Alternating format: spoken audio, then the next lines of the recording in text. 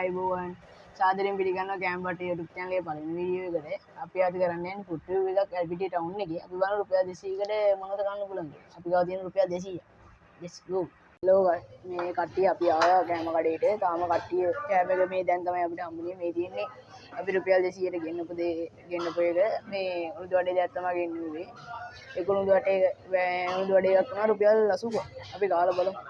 අපි දැන් කඩේට ආවා. ඉතින් අපි දැන් රිව් එක දෙන්න යන්නේ කට්ටිය ඉන්නවා සෑහෙන කඩේ. ගොඩක් අය ඉන්නවා. මට ලැජ්ජත් එක්ක පළවෙනි වීඩියෝ එකකින් රිව් එක දෙන්න. අර ඉන්නේ මගේ කැමරාමැන් නිසා මගේ හොඳම යාළුවා. එයා තමයි ඉතින් මට උදව් කරන්නේ හැම දෙයකටම සහ එයාගේ මගේ තමයි ඉතින් channel එක.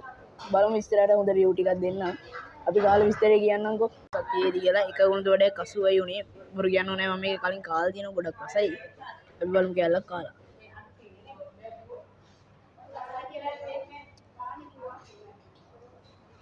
අතන මේක හොඳ රහක් තියෙනවා බොරු කියන්න ඕනේ. පොඩි දාලා මේකට චිකන් කරි ඇඩ් වෙලා තියෙනවා, පරිප්පු ඇඩ් වෙලා තියෙනවා, උඩින් සෝස් වගේ දාලා තියෙනවා. ඔයාලට පේනවද දන්නේ නැහැ. අපි බලමු ඉස්සරහට තව රිව් දාන්න. මේ කඩේ තියෙන LPT ස්ටෑන්ඩ් එකේ කුමාරසිරි ඒක තමයි කඩේ නම. ඔයාලත් ඇවිල්ලා කාලා බලන්න අනිවාර්යෙන්. බජට් එක උපරිම සාධාරණයක් කරනවා මෙයාලා. රුපියල් 200ක් කියන්නේ සාමාන්‍ය පොඩි ගාණක්. ඔය කට්ටියට රුපියල් 160ක් දෙනකොට උණුදු වඩේ දෙයක් අතේ අනිවාර්යයෙන්ම දෙන්නෙත් හොඳටම ප්‍රමාණවත් මේක. බඩ පිරෙන්න කන්න පුළුවන්. ඔයාලත් ඇවිල්ලා කාලම් බලන්න. හරියට. bye